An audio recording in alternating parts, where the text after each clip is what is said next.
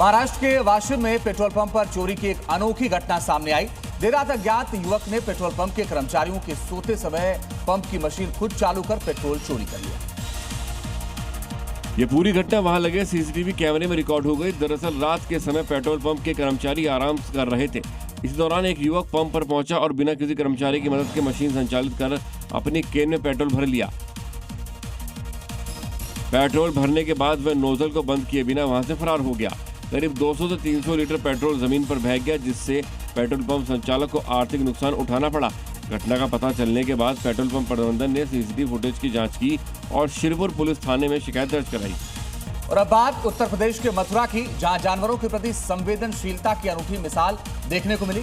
एक बंदर की मौत के बाद गांव वालों ने न केवल उसका अंतिम संस्कार किया, बल्कि भंडारे का भी आयोजन किया गया, जहां भारी संख्या में गांव के लोग शामिल हुए और प्रसाद ग्रहण किया गया। मामला मथुरा के आदमपुर गांव का है, जहां कुछ दिन पहले ही एक बंदर की मौत हो गई थी, जिसकी याद में विशाल भंडारे का आयोजन किया गया। आपको बता दें कि भंडारे में पूरी सब्जी, हलवा, गुलाब जामुन बनाए गए थे। अब इस दौरान गांव के सैकड़ों ग्रामीणों ने भोजन किया। एक और जहां पशुओं के साथ क्रूरता और अत्याचार की कई खबरें देखने को मिलती हैं। ऐसे में मथुरा में बंदर की मौत पर भंडारे के आयोजन ने जानवरों के प्रति लोगों की संवेदनशीलता की अनूठी मिसाल पेश की है। महाराष्ट्र के भिवंडी में उस वक्त हड़कंप मच गया जब खेलते खेलते 10 साल का एक बच्चा सेफ्टी टैंक में जा गिरा, जिसके बाद वहां पर बवाल मच गया। बच्चे को बचाने की कोशिश हुई, लेकिन आखिरकार उसकी मौत हो गई। वहीं इस घटना का सीसीटीवी फुटेज भी सामने आया, जहां 2 बच्चे बिल्डिंग के गलियारे में खेलते दिख रहे हैं।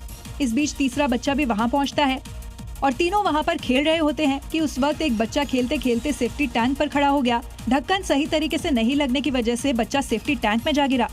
इस दौरान वहां मौजूद दोनों बच्चे भाग गए और तुरंत ही इसकी जानकारी दी, जिसके बाद लोग वहां पहुंचे, बच्चे को निकालने की कोशिश की, लेकिन बच्चे को बचा नहीं पाए। वहीं लोगों ने इसके लिए प्रशासन को जिम्मेदार ठहराया। अगली खबर बिहार से है। नालंदा रेलवे स्टेशन पर भारी भीड़। स्टेशन पर परीक्षार्थियों की भारी भीड़ देखी जा रही है। तो रेलवे स्टेशन और बस अड्डों पर भीड़ है। भीड़ को कंट्रोल करने की कोशिश जारी है। अभ्यर्थियों ने नाराजगी जाहिर की है। रेलवे के इंतजामों पर यह नाराजगी है। सिपाही भर्ती से लौट रहे परीक्षार्थियों की भीड़ है।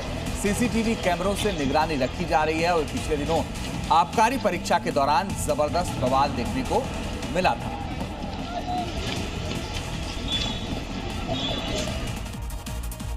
और अब खबर नोएडा से है, जहां एक लग्जरी सोसाइटी की पार्किंग में तेज रफ्तार कार ने सॉफ्टवेयर इंजीनियर महिला और उसकी 5 साल की बेटी को रौंद दिया, जिससे वे गंभीर रूप से घायल हो गए। उनका इलाज फिलहाल चल रहा है।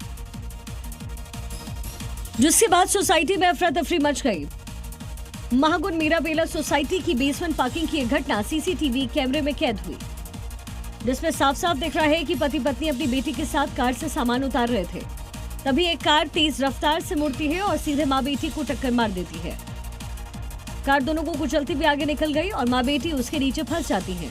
आसपास मौजूद लोगों ने किसी तरीके से उन्हें बाहर निकाला। दोनों को तुरंत अस्पताल एडमिट करवाया गया, जहाँ माँ की कई हड्डियां टूट गई हैं। पेट और कंधे में गंभीर चोटें, हालांकि बेटी को अस्पताल से छुट्टी मिल गई।